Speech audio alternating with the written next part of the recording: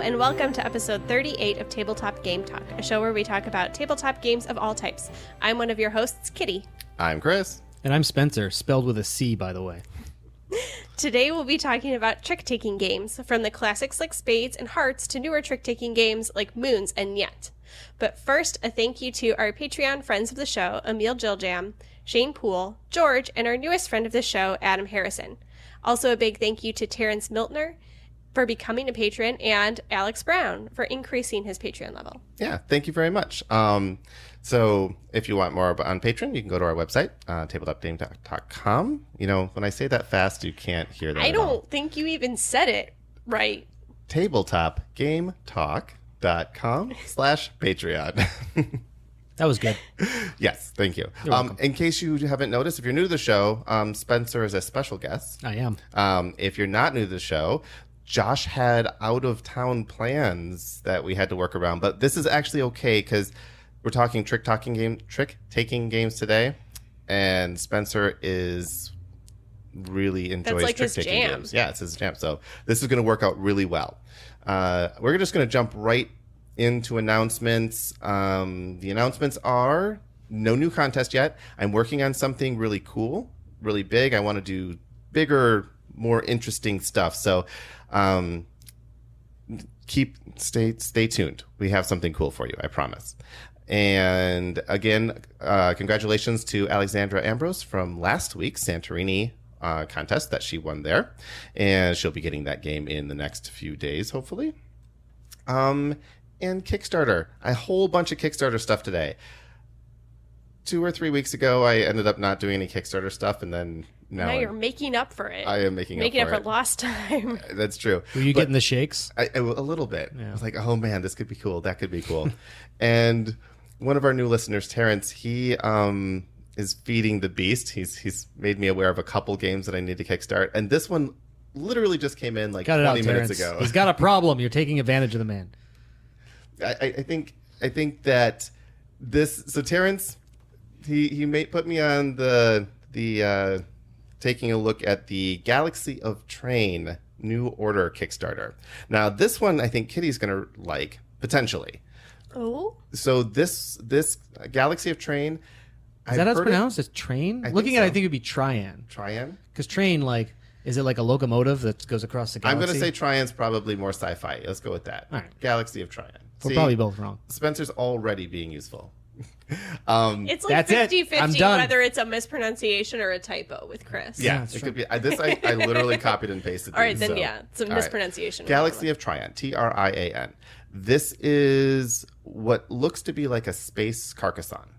Ooh. So instead of square tiles, it's triangle tiles because triangles are more sci-fi. Oh yeah. Yeah. Of course. Nothing has corners. Space in is space. made of triangles. It is all triangles. I think I read that in a physics book. Yeah, definitely. You have might to have go to been the newer physics books. Yeah. Older, they haven't been written yet, actually. Yeah, no. You have to imagine what future science is going to be like. Yeah. And then you can just make it be whatever you want. And for me, that's triangles. Yeah. So, and Trian, maybe that's where the Trian comes from. Triangles. All right, Spencer, you're adding a lot. But the point I'm trying to say... Stop trying to science, Chris. It doesn't work.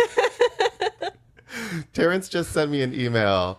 He's like, is it too late for a Tabletop Game Talk plug? And it's funny because he's not associated with these games at all, but he, like me, likes to surf the Kickstarter. Ray guns and rocket ships. Surfing the Kickstarter. Surfing the Kickstarter. Apparently We're it closes... not old or out of touch at all. You know, apparently it closes Tuesday, so this is the day that this drops. And he says it's a dual scale, is fascinating. It starts as ships-to-ship combat with crew placement having an impact on ship's performance. And from what he's seen, there are boarding parties as well. Looks so good. So I have not looked at this one yet. It sounds cool. Yeah. I will likely look at this right after we record because it does sound cool, and I like the idea of ship-to-ship combat with crew members that run around. So both of those were kind of tips from Terrence. Another one that I backed was Trade Wars Homeworld Exteria Edition. This is another science fiction game. Even Xterra. Xterra. Wow. I'm on a roll here. So Chris has a cold this week. We'll cut him a break. That's fair. That's nice. We'll roll with that. So this is another one that I looked at. This is a unique deck building game for 1 to 4 adventurers in the, let's see, lead one of the last Terran factions in the galaxy and defend your homeworld. I like defending homeworlds and I like space. So I'm going to back 3 space games this week, and you guys are just going to have to deal with it. No one's surprised at all. No. You love space games. It was I thin love off my space back. games. And these actually sounds like games I might enjoy. So that'd be cool if you Yeah. get some, and I like to play them. So Yep. I'm also upgrading to get the extra components because that's what I do. Last week we were talking about all the different upgrades. I think the Galaxy of Trion, I'm going to say it that way, they have metal coins you can get. So I think it's 60 metal coins for a $25 add-on. And if you backed it in the first 2 days, you got them for free. So I did that. And then I added another set on because they're kind of just generic gold spacey coins that you use can for get other metal games too. coins at the bank for a penny a piece. Yeah, we talked about that. Yeah. Yeah. Sometimes we're less than a penny a piece, depending on what currency you're getting. Oh yeah, That's true. These ones are more spacey though. that's cool. I like it. Yeah. Heroes of Land, Air, and Sea. Now, this is a relaunch. This is done by the same group that does all of the Tiny Epic games, and this is not a Tiny Epic game. This is a grand 4X big box board game with 3D miniatures. And when they first came out, there was a lot of confusion, different levels. Is there minis? Is there standees? Different ways of doing the expansions, different add-ins. And it got really, really confusing. So he's just like, nope, I'm canceling the whole thing. There's too many questions. We'll launch it again when we're ready. So about 2 months later, a few days ago, he launches it again. And he's like, there's one pledge level. Actually, there's 2 pledge levels, but you can go in, you pledge, you get everything. And then he has some pretty cool stretch goals and stuff. So definitely check this one out. Heroes of Land, Air, and Sea. And you might be hearing more about this one in the coming future because this is going to be a hot one. And So these are all war games thus far. yeah, for the most part, I would say all of these are kind of like these. You feeling aggressive Grand. or something? Or you're just like, you really want to take over the galaxy, so you find, or you just going with the flow, right? It's what Kickstarter I is was just handing to you. surfing the Kickstarter. All right, just surfing Surfing the just Kickstarter. surfing the Kickstarter, bro. Yeah, hashtag surfing the Kickstarter. And then the last one, I backed this today, and this is the White Box, a game design workshop in a box. This is not a game.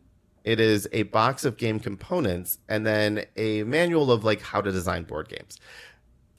It's only like $30. The interesting thing about this is it has almost 2,000 backers right now. There's about a week left on the Kickstarter, but about 2,000 people are buying this just to learn how to design board games. And I think this is more an interesting thing on just where the industry is and how many people are like into designing and creating new games. But I'm interested in this one. This one goes through the Game Crafter, as well as you can get a $5 gift certificate to the Game Crafter when you back this up. And this week, I don't know if it'll drop this coming Friday or the following, but this week I do plan on talking to the founder of the Game Crafter on a side chat episode to just talk about what it is to create these print-on-demand games and how you can go about doing that. So if creating board games or you have a prototype you want to create or something like that, check out that side chat. There's one prototype. It's not related to any of the 3 or 4 games I've already talked about. It's a different game that I actually had designed for an iPhone app at one point. I'm like, I think this could convert to a good board game that I'm going to actually talk to him about on that episode. So I'll leave you all in suspense as to what that is. And then But I have to know. No, you have to wait. And you have to listen. I hate waiting. Yeah, it's all right. You'll be fine. Okay. All right, so we're coming up on convention season. Yep. I still don't have confirmation from Origins. I'm going to call them this week just to get confirmation. I did get confirmation from Gen Con, though. I think it's a Friday at 6 o'clock slot. I'll get you all the information, like the official information. But if you're at Gen Con, let me know. And keep your Friday at 6 o'clock open, and we're going to do a live recording there. Who's going to be there is still up in the air. We know Josh is not going to be there. I'm a maybe. Kitty's a maybe. We're going to try to change that maybe. And so I need everyone's help. Everyone emails like it wouldn't be Tabletop Game Talk without Kitty. Kitty, you have to go to Gen Con. So this is a campaign. Just saying. Thanks. Yes. There wasn't enough pressure on this already. Nope. You're going to make this happen. And then we mentioned Gamehole Con, which we'll mention more about as we get closer to that date, which is the first weekend in November for Gamehole Con. All right. That's it for announcements. So let's get to some feedback about past episodes. If you have feedback about this or any of our previous episodes, email us at tabletopgametalk@gmail.com or go to our Board Game Geek forums, easily found at tabletopgametalk.com/BGG, and become part of the conversation. Yep. And we love when you do. We do. I don't know if this episode is just not popular, but there weren't a lot of feedback on trick-taking games on Board Game Geek, which is okay. You guys don't have to participate in every conversation, but we're going to make it entertaining for you nonetheless, if we haven't already. I think it's just because they haven't discovered how awesome these games are yet. And you, Chris, are going to turn it all around. No. It's on you. You are our special trick-taking guest to turn You're it all around. the expert here today. But we are getting ahead of ourselves. All right, so let's go to Aaron's email. Yeah, so Aaron emailed us last week, and he emailed us about doing a game on the podcast, and he did agree with us that he's like, well, maybe you're not really set up to do this game. I think I put a lot of pressure on him. I was like, you're going to have to send this. And he's like, I don't want that pressure. He didn't actually say it that way. I'm paraphrasing. But what he did say is a possible topic for you guys. When listening to a couple of previous episodes, I think I'm all caught up now, I've noticed that the term random you guys seem to be quite different from my idea of what random is. I think it was Chris, that's me, who said that chess has no randomness at all in the game. But to me, that's not really true. Everything that a player can see is open information, which is true, but what your opponent does is quite random, unless you're playing both sides or the opponent plays perfectly. I think it's a good point. So, I think our definition of randomness is you are rolling a die. There is something outside of the control of the player. Yeah. It's true that what another player might do seems random to you, but there is strategy to it. There can be, they're working on a long-term plan that you might not see, but is there. Whereas a spinner, a dice roll, a card draw, there is an actual random event happening there. Yeah, I would agree. A player choice, although it can appear random, especially depending on the players you're playing with, isn't, because it's fully in control of that player. So randomness, when we use the term randomness, is exactly what Kitty said. It's undeterministic by the players. Yeah, I think random to me means it's unpredictable.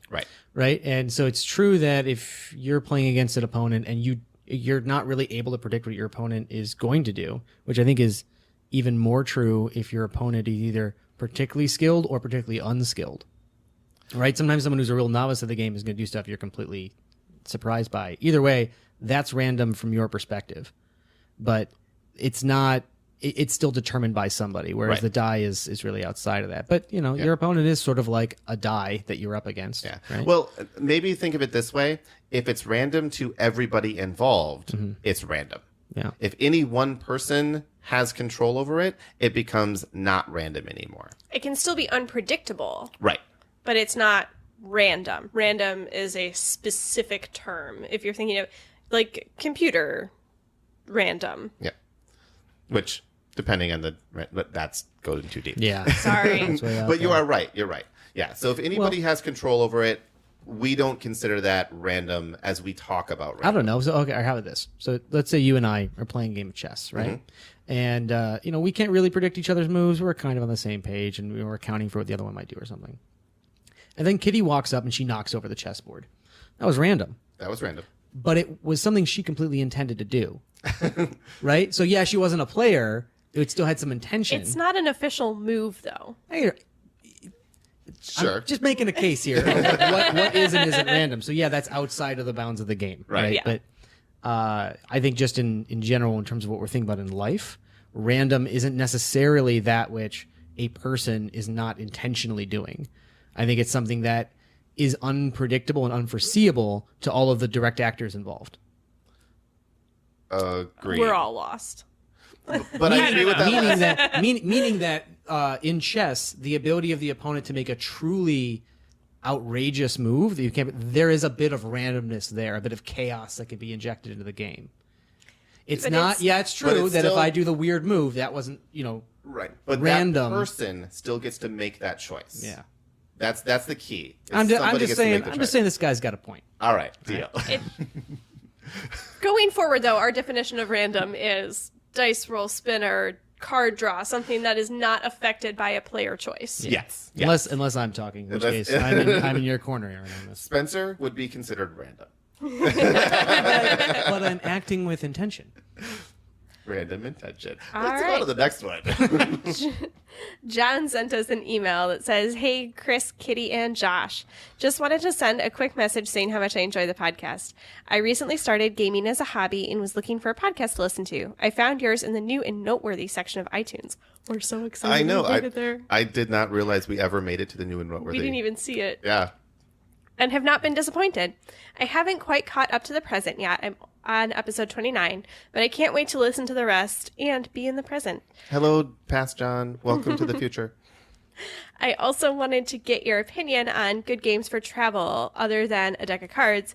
Are there any fun games that you have found that would be good for pulling out in airports, convention center lobbies, etc. that you would recommend? I work with a lot of youth at our church and we travel to youth conferences, mission trips, etc. It would be good to have some games we might be able to take on these trips. So I want to answer this question and I want to dedicate an entire show to it because this is like the third or fourth time that this topic's been brought up.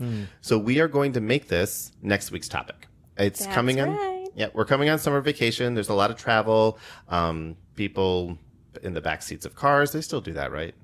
People ride in the back seats I'm of just cars. saying, Yes, when Chris. I'm thinking How family- out of touch are you? I'm just thinking when I think family vacations and like National Lampoon's family vacation. There's still road trips and cars Families and still stuff. travel in automobiles to Okay, places. Just yes. checking, just making Okay. sure. Technology, things just change so fast. It's amazing. But yeah, we want to cover like not only things that are good for traveling, cars, restaurants, that kind of things, but how to travel with the games that you want, like the bigger games as well. What's a good way to pack those up and, port them from one place to another. Right, because there's lots of fiddly bits and it could weigh a lot and there's a lot of bulk to it. Yep. You got to have some strategy involved. Yeah. So next week, we're going to talk all about it. If you have any feedback on this, go to our Board Game Geek forums and give us some input on that. But yeah, I'm looking forward to this one. I have a few ideas, but I need more. So we will cover that all in 7 days. You hear that, John Lewis? You're directing the podcast. This is what happens. It's like you talk to us. We'll This is your show, we'll talk ladies back. and gentlemen. All right, so let's go to a question from one of our listeners. This is a question that won't fill an entire show topic, but we think is interesting nonetheless. And today's question comes from Aaron. So he says, how do you feel about games that are too close to rip-off of existing games? Last night I played a game of Villagers of Valeria, and all I could think of was it was just Lords of Waterdeep.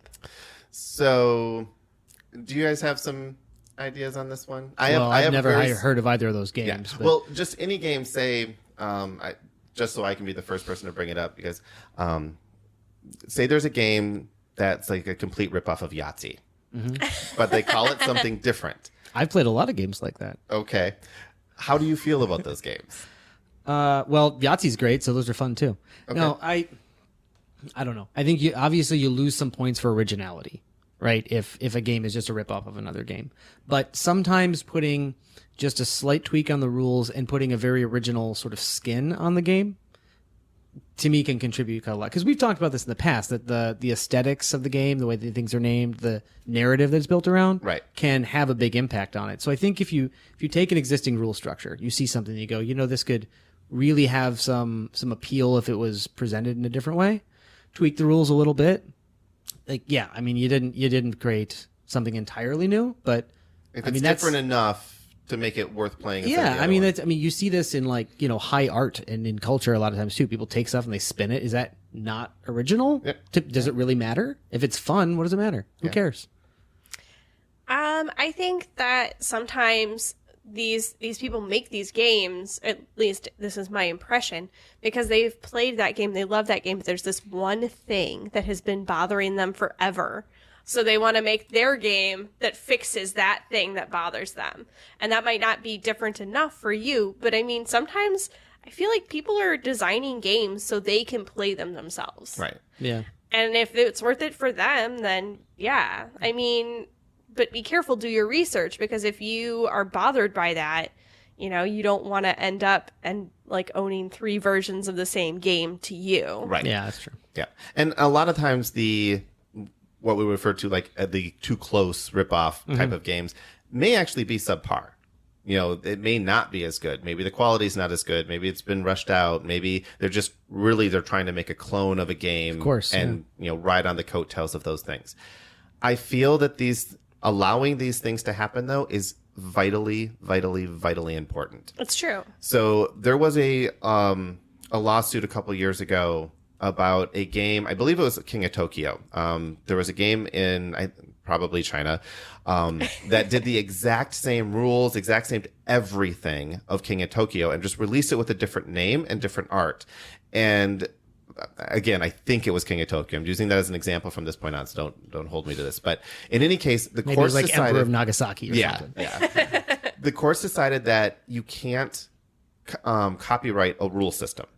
Like, you can copyright the art, you can copyright the actual text, but the rule system itself is not something you can copyright or patent for the most part. And this is one of the most important things that has ever happened in this industry. Had that ruling gone the other way, the industry would become stagnant. Yeah.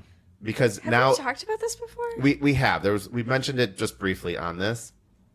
This goes to, so I'm in the software industry, and the software patents are supposed to foster creativity. Here, I just created this. I want to profit from it, and therefore it encourages me to create something.